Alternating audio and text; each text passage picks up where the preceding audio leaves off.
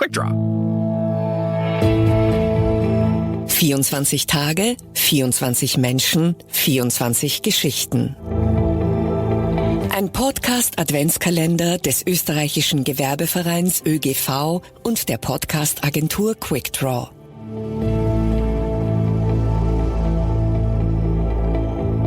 Diese Folge entsteht mit Unterstützung des ÖGV, Österreichischer Gewerbeverein, der ältesten Interessensvertretung für Unternehmerinnen und Unternehmer in Österreich.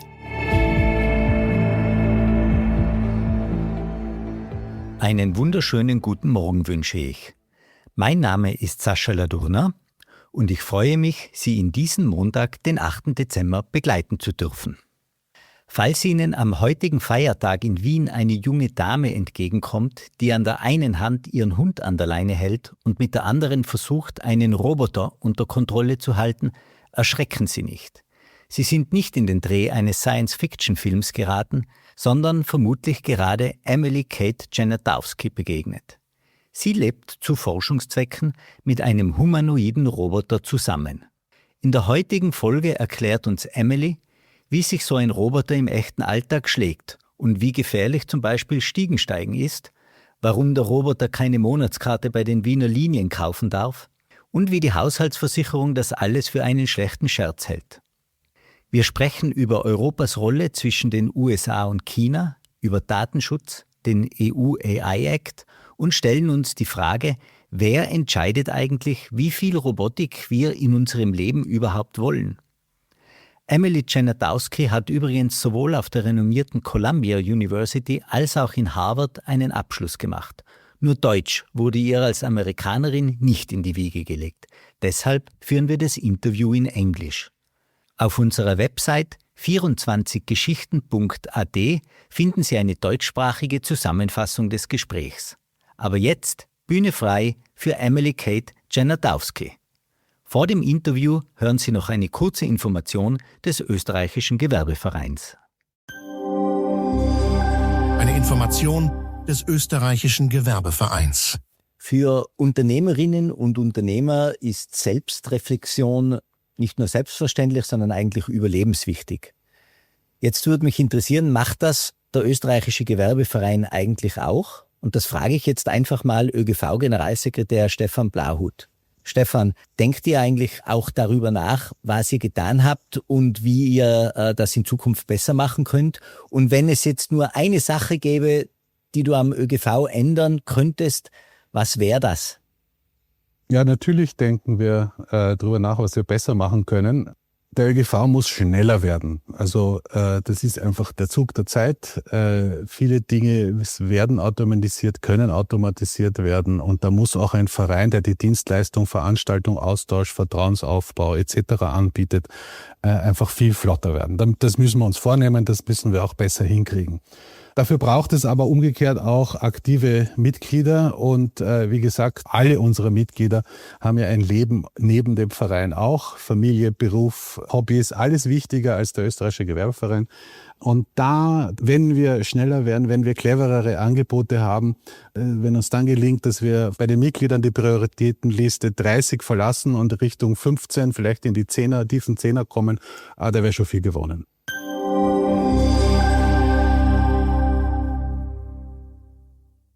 A very warm welcome to Emily Kate Genatowski at our podcast. Thanks a lot, and we are appreciating your time. Emily, we are giving all our guests the opportunity to introduce themselves. So would you be so kind and tell our listeners who you are and what you do? Absolutely. It's great to be here. Thank you for having me. My name is Emily Genatowski, and I am a domestic AI robotics researcher. So I actually live full-time with a domestic robot in my house. It's a humanoid robot.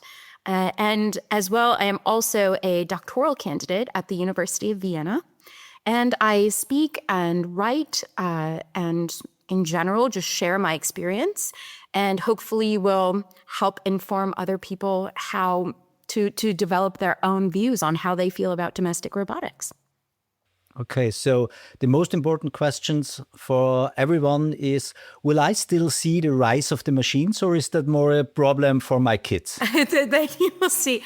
I think right now we're in such an awesome time because we've got all of the hype, we've got all of the attention, and we're still so far behind technically.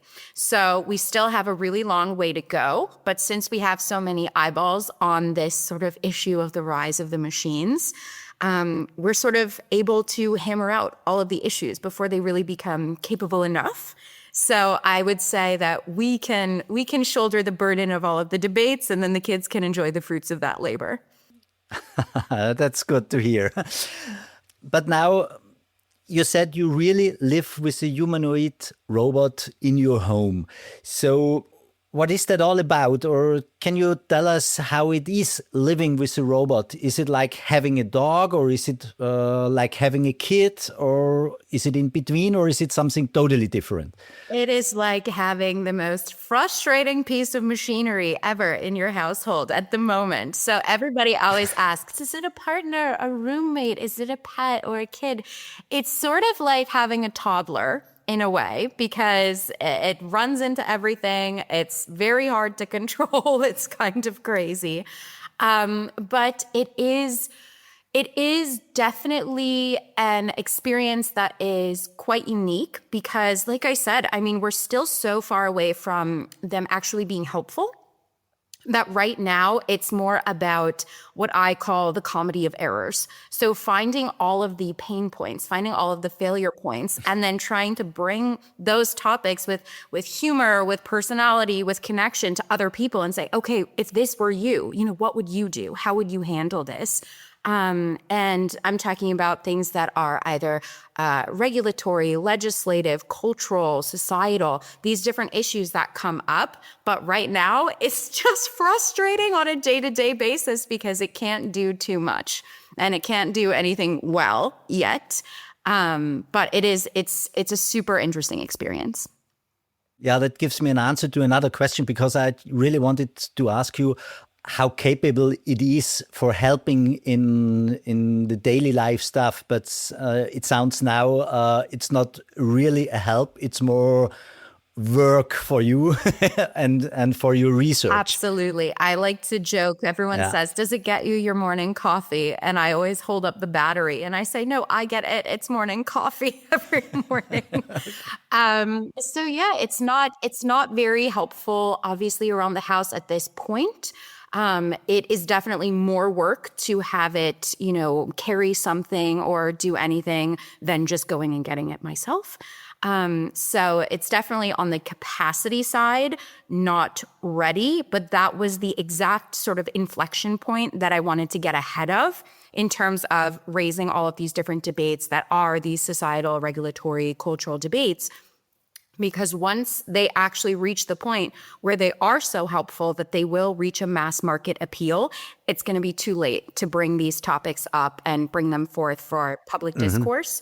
So I'm sort of in the line of fire in that way, where I have this sort of slightly useless robot, and the use of this project being just being able to get out there and talk about these things ahead of time before we're all confronted with it. And with whom are you working together in this project? So how can I imagine that?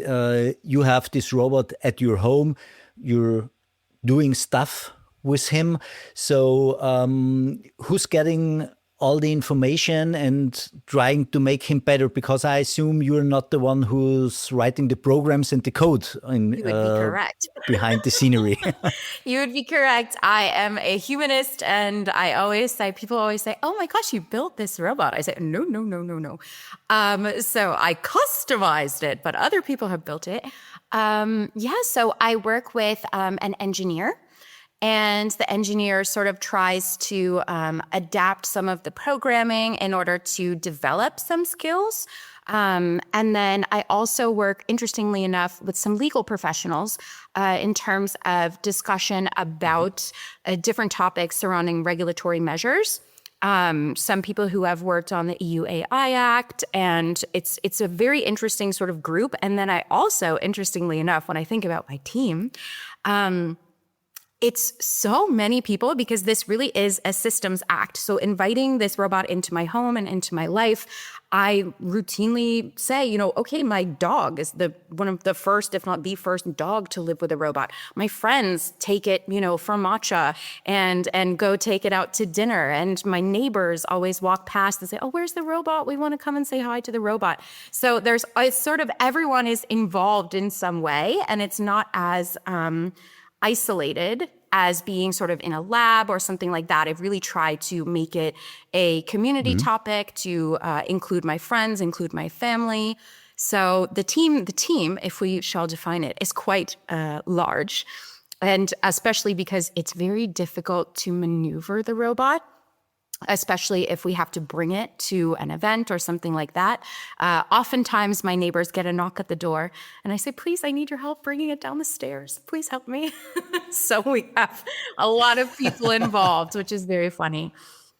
It's a heavy one, so you can't put it downstairs yourself. So you really need help if that happens. I really do. I need help. We've had, some very, it's constantly being updated. I will say that. So sometimes there are updates that are better and sometimes there are updates that are worse. And we had one update where I was trying to walk it down the stairs, and this did not go well, and it wound up triggering the kill switch. So the eyes went red and it went limp, and I was underneath it on the stairs, and my neighbor came and found me and was like, are you okay? Like, you're pinned down by a robot on the stairs. So we have a lot of very fascinating things going on. But it actually, when I need to bring it to an event, to a speaking engagement, to a conference, I put it into, which is actually what it's in right now, in a giant travel case that is kind of up to my chest height, and it doubles over. So its head and its legs sort of double over together to pack it very, very carefully so that it doesn't move during transit. And that is oftentimes how it is actually moved from location to location when it has an appearance or needs to go in for checks. And so this I absolutely cannot lift alone. And I had a very funny experience where I was coming back from the TED Talk, and it was really late at night. And I was getting it out of the back of a van, and the handle broke off from the travel case. And I was so exhausted. I didn't know what to do. And I live next to like an Irish pub.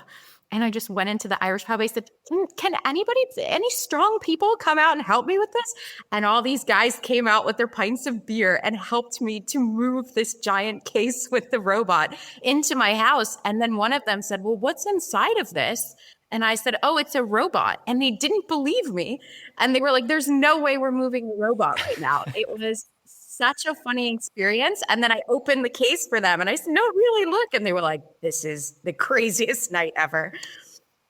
So it's also helps socializing in a very special way. It absolutely does. It makes you more than a cat can do. Yeah, exactly. Makes you very comfortable asking for help. I will say that much, because you're just in a situation where you need it. You absolutely need it. I've heard a very fun story about you also asking the Wiener Linien if your robot needs a ticket if he rides with you. So what did the Wiener Linien say at that point? This was a wild story. I was realizing, that I have to order these giant vans. I have to pack it away, and for transport, I need to, put it in this box. And I thought, it's got legs. It's got a body. It has the capacity to walk and sit. So why wouldn't it just come with me on the tram? And I was thinking, okay, I need to figure out, I guess, a ticket, because if it does sit, it's taking up a seat. And I asked, and the Wiener Linien policy is that if you want to get an annual ticket, you need to have like a registration at a home in Vienna. And this led me then to try to register it at my home in Vienna.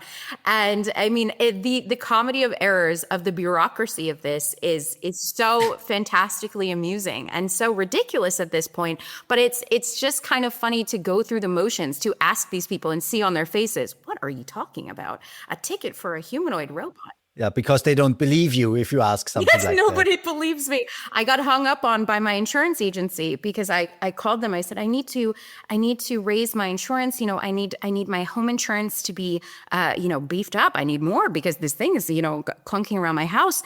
And they hung up on me because they thought I was pranking them. And when I said I have a humanoid robot living at my house, it's bashing up all of my furniture and everything like this, and they just hung up on me right away. So it's hard to get people to believe you when you're talking about it.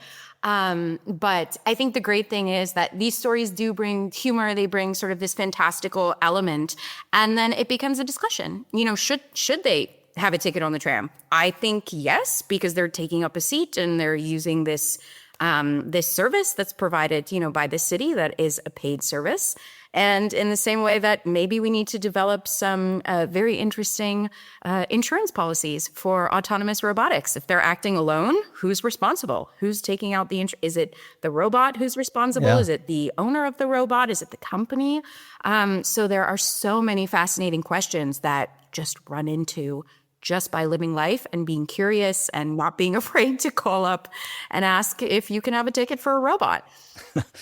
And the robot you live with, is this a prototype or is this some piece of work which is really built in bigger numbers for research? This is a great question, and it's sort of a complex question as well, because I work with a lab in China. It's called Unitree Labs, Unitree Robotics, and this product, technically speaking, is available still as sort of a prototype, as a research product. But I went through about a 3 to 4 month process of completely customizing this robot because there are very different regulatory landscapes within where it's produced, which is in China, and then for operation and use here in the EU. So there are regulations like the GDPR.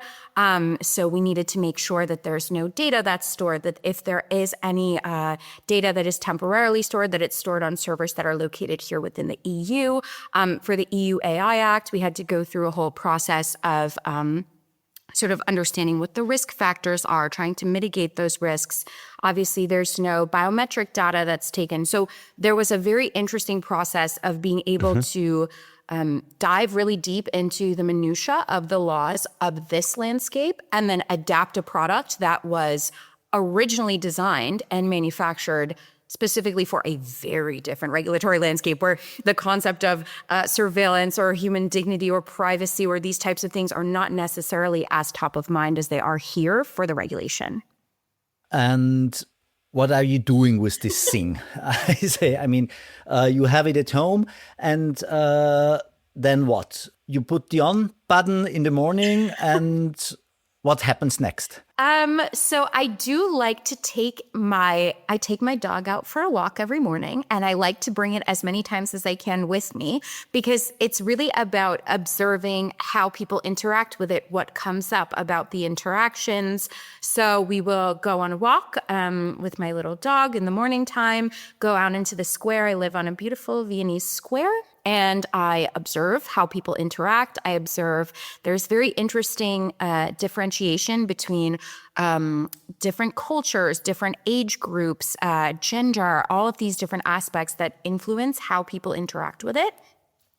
And then I try my best to include it in my daily life. And that's sort of where a lot of these sort of humorous comedy of errors issues happen, like going on the tram, like trying to bring it to my office at the university, like trying to bring it to a workout class with me and my friends, or trying to bring it to a coffee shop or out to dinner and on a rooftop. I try to include it as much as I can in daily life just to see what comes up, to see what are the issues, what would be the barrier to an example if let's say right now I have one and maybe there's one or two others that are in Europe right now. What happens when we have 50,000 or 100,000 across Europe? We're going to be looking at very different questions. So as much as I can try to get ahead of that in a responsible and thoughtful way, that's really what I try to do. But like I said, in terms of around the house, it's not a super help yet. It's not doing my dishes. It's not doing my laundry. I'm all on my own for all of that. But I do try to incorporate it into daily life. And then with all that information, what happens with this information? You're working in a team, you said. I think it's in a university environment, something like that. What's the next step you're trying to do with all this information? So my work with the university is about AI and is about digital technology and legacy institutions. However, this robotics project is actually entirely independent and privately funded. So I'm very lucky that I sort of get to determine the routes that we go with the project. And really, it's about engaging in public discourse at the moment. So writing, doing interviews, doing speeches, and trying to just get sort of these conversations out into the open is the main focus right now. I also keep, obviously, very detailed notes when it comes to technical issues in terms of working with the engineers and trying to develop the capacities of what it really can do. But on the side of this sort of cultural discourse, the things like this is the whole point, is to bring these topics to people, tell stories, get people thinking about what it will mean in the future and what landscape people want to see for their own communities, for their own homes and families and friendship circles and their nation. Very interesting. So what do you think, if you see the future in, 10 or 20 years, will there be robots like being normal in all our lives, or is this still a long way to go because of the technical issues, or more about the legal issues or the issues in the society, because a lot of people, they're still scared of that. I mean, my generation, we grew up with Matrix, you know, the film where where we were just used as superfood or something like that. Yeah, so it's really hard to tell how people react in all that things, yeah? Absolutely. I think that hopefully projects like this will help to ease adoption. So I think the more people feel that they have a say, the more control people have over how robotics are integrated into their communities, I think we'll find easier adoption. I do think that they will become commonplace. And in the same way that, we were absolutely amazed by the iPhone or Meta glasses and things then become commonplace. They become a lot more normal. They become integrated into society. I think this will happen, but I do think maybe 15 to 20 years is a decent time frame for that. But I also am aware that this will look very different in different communities. So something that I often do discuss very openly, considering I am an American researcher, I'm very grateful to be operating here in the EU under the EU regulations, and I work with a robot that is from the Chinese landscape. I think that for that reason, I'm sort of hyper aware of the differences in culture, of the differences in regulation and priorities. So I do think that there will be areas where it's more commonplace. And I think that we're actually going to see areas where people outright reject the concept, that they want to specifically regulate to not allow to have robotics or AI components that are within their communities and driving certain social or cultural factors. And I think that's fantastic. I think people should have the right to choose what surrounds them, because it's very, very difficult to opt out. I think that it should be opt-in. I think that people should have the ability to say that there will not be in their community or in their home or in their apartment building. And this is something that I've spoken about, is that we have these options ahead of us right now. We can say that we are looking to have it be a policy of a building or business. We can say no, just as we say no pets allowed in the supermarket, or there are certain buildings that you can rent in where they say, no, we don't allow pets. We can absolutely have that as an option. We have areas, I use the example always of like e-scooters and e-bikes. and how there are certain areas where these are permitted and there are certain areas where these are not permitted, and that's absolutely fine as well. We can have no-go zones. This could be schools, churches, certain neighborhoods that just have decided to make this a policy. So I think we have so many options in front of us right now, and we're at such a perfect time to be having these discussions, to develop our own ideas. Again, I try never to push my own ideas on this, onto the project or onto the discourse, because I want people to think about it critically and decide for themselves. Decide on an individual, family, household, neighborhood, country level what it is that they feel comfortable with. And because we are still so early, we can decide. So I think that there will probably be clear delineations where these pieces of technology are embraced, and then areas where it's completely rejected, and people are going to sort of fall into these categories, I think, and decide for themselves and be able to have their privacy if that's what they want, or to have the convenience if that's what they want. But it's always going to be a trade-off. You said a very interesting sentence before, that you are very happy to work under the regulations here in the EU as a scientist. When you see the differences between the US, Europe, or then China, and you compare it to each other, what do you think, what are the chances Europe will have in AI, in robotic, compared to the US or the Chinese or the Asian market? I don't want to say it's China alone, because I think there are much bigger differences than only the rules that appear. Also society, culture, and how people connect with new technologies. I always think in the United States, people are much more open-minded for new technologies than we are here in Europe. We are always, we forbid something and then we have a look what happens. And it makes us sometimes slow, because so it's the first time I heard someone really say, I'm glad we work under all these regulations. That's a thing no entrepreneur or something would like to say. I know that this is a unique view. I see it as a really fantastic challenge. And I was speaking with during this sort of 3-4 month period that I referenced earlier, where I was sort of going through this absolute jungle of trying to balance regulatory compliance with the best capacities that this product could have when it came to live with me. I had so many people from, I used to be in the tech world in America. I was at Google for many years. And I had so many people who I knew from the tech world who just said, why are you even asking? Like, just do it. Just order, with all the capacities and apologize later. And I was like, no, this is not how we're going to do this. First of all, I'm a researcher. I'm a guest here in this beautiful country, in this beautiful EU. And I was very sort of committed to understanding the minutiae of this landscape and of the culture, and trying to find ways to bring that together.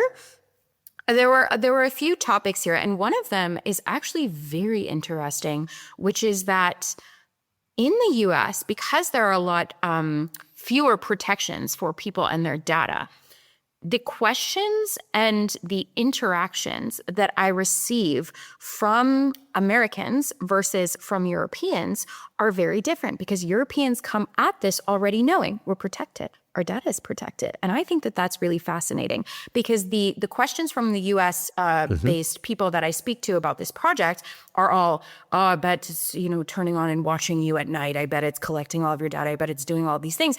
And they're not progressing sometimes to the next question. They're not progressing into societal cohesion. They're not progressing into culture. They're not progressing into regulation like that. They're so concerned with the data. And I understand why.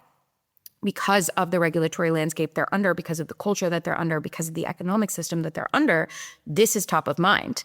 I find it super fascinating that when I speak to Europeans, they do talk about other aspects. They talk about labor displacement and how the adoption of robotics will influence the social welfare system here. They talk about a lot of different aspects. And for me, that is such a beautiful sort of meat and potatoes discussion of what I'm trying to get at. And they talk about social cohesion. They talk about personal connectivity and what will this do to our relationships? What will this do to our family units? And I think that there is something so beautiful about the fact that people here within the EU are so protected. EU AI Act, GDPR, they are protected. Their data is protected. They know that when a product does come in, that this will be taken care of on a higher governmental level, that it's not going to be on the company to act in a responsible way, that this is enforced for their own protection and dignity. And I think that it is such a beautiful concept for me that this question is to the side for the moment because people feel protected, and that we can discuss all of these other sort of humanistic components, societal components that are separate. So I do really see this beautiful value in people who live under these protections and these laws, and what they're thinking when it comes to technology is so delicious because they're not, innovation for innovation's sake. It's how is it actually going to fit in? It's not about the economic opportunity that it presents. It's not about the governmental control that it could be indicating. It's not about any of these things that exist in other landscapes. It's very humanistic. And I'm super grateful that I get a chance to discuss these types of matters with people where it is their first quality of life or human dignity or social cohesion. When this is top of mind, this is an incredible opportunity for me as a researcher and really, really sort of hones in on what I'm hoping to get out of this project. So I do love it. I do love the challenge. I love the perspective. And I think it's just such a fantastic place to be, and I feel grateful as an American that I get to be here. That's amazing to hear, because I think what you just said is something here in Europe is not so much appreciated, obviously, as it is from people coming inside the EU, because we are most of the time are complaining about all the rules we have. Yeah, for everything we need a rule. And like you said before, if you want to register something, we have a very popular comic. I don't know if you ever heard about Asterix and Obelix. I actually have one of the books there. It's a French comic, and there's one very popular scene in the house who makes madness. Yeah, and they need a formula, and to get this formula, you need another formula. But for that formula, you need the other one. Yes. You don't have, because you need the other one. And it's driving people crazy. Yeah? And that's what we often think. But in the view you just told us, that's completely different view. And maybe we should focus more on that view sometimes. Step back and see the whole picture, because it's really good. Emily, before we come to the end, I want to ask a personal question, because I have seen, and you said it, you are from the United States. You studied in Columbia, you studied in Harvard, and I've seen you have a master's degree in museology and museum studies. Yes. So I want to ask you two questions. First, how did you came to AI and robotics? And the second one, how did you end up in Vienna? Is that something where we have to say thank you to Donald Trump, or has it different reasons? I think we have to thank my grandma. My grandma is from the Austro-Hungarian Empire, and she actually left to come for school. Yeah. Okay, that explains the name, of course. That explains the name. We got it. Yeah, so my grandma actually lived here until she was 18. And then she went to America. She met my grandfather, and they obviously had their family in America, in New York, actually. And, my mom brought me back here, and I absolutely fell in love with the architecture, with the nature, with the culture, and the accessibility of the city. And I moved here for a few months to sort of test it out. This was pre-COVID, to test it out and see how I liked it. And obviously, it's the most livable city in the world. It's a huge honor and a pleasure to live life here. So I was very enamored by the access to culture, by the ease of transport, by all of the different components that make this city so wonderful. And then when COVID hit and I knew that I was going to be getting my doctorate at some point, I thought, it's now or never. Let's take the leap. And I wound up here, and I'm so happy that I did, because everyone says I should work for the tourist board because I absolutely love Vienna and I love living in Austria. So it's my great pleasure to be here. But it's a family connection as well. And so that is how I wound up here. And how I wound up in AI is also very interesting. I've always sort of been at this intersection between technology and culture. So in my undergraduate, it was about digital public history. And so this was this component about, having these classic research methods and then having a very sort of public discourse surrounding them and making content online and getting people interested and engaged with history.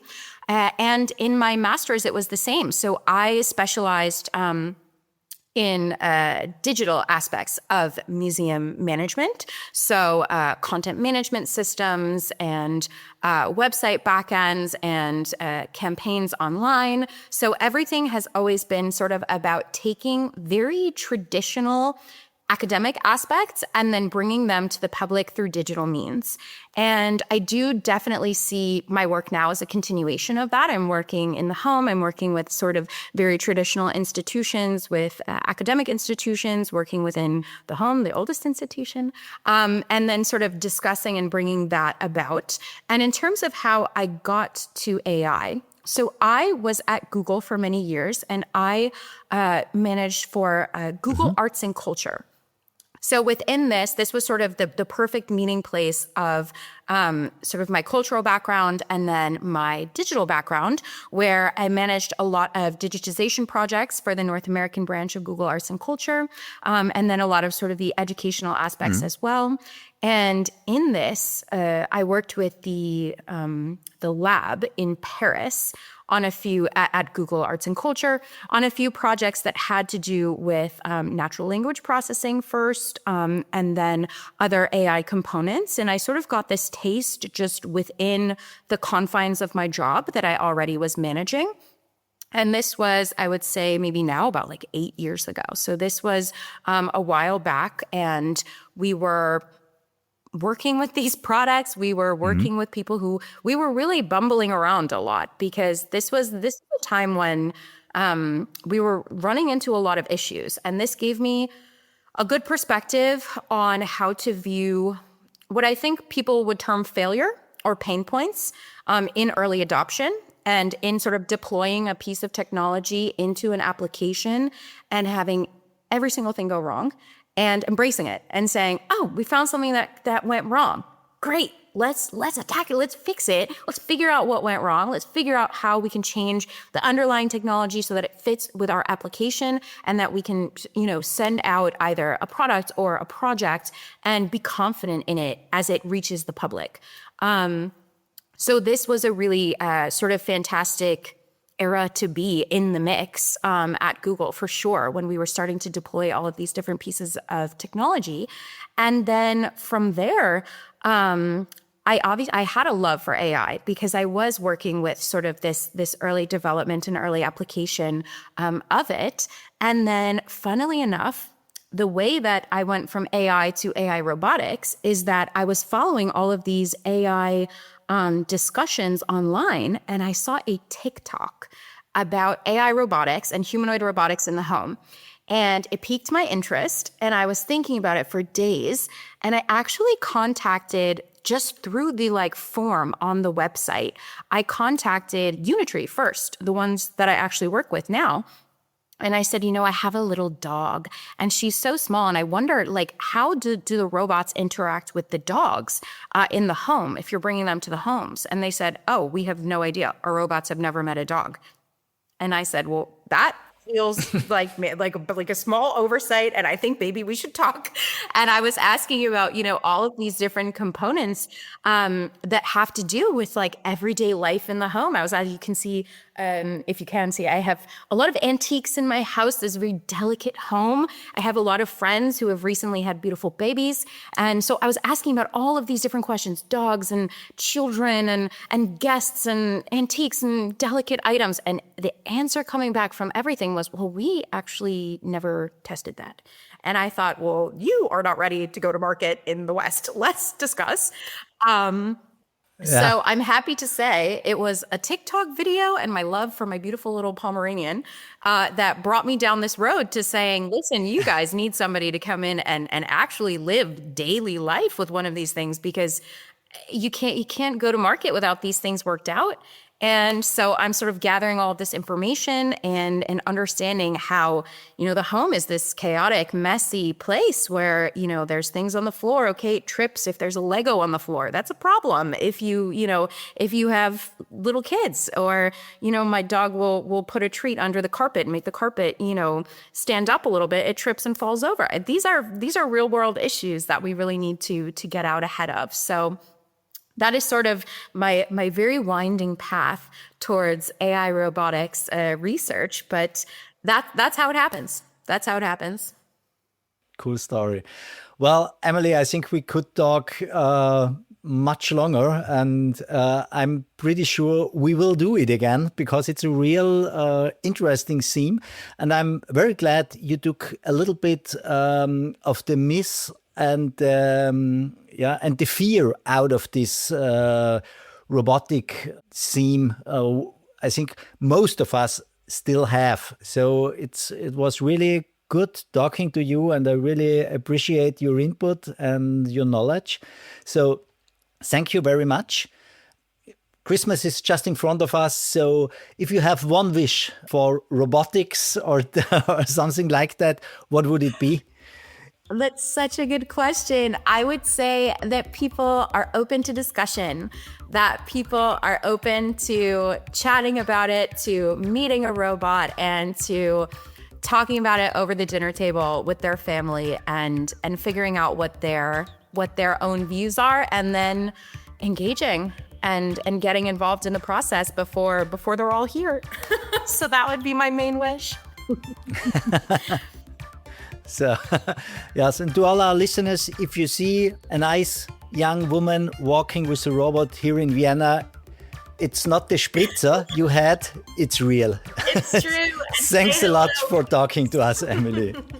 Thank you so much. Have a wonderful day. Thank you so much for having me.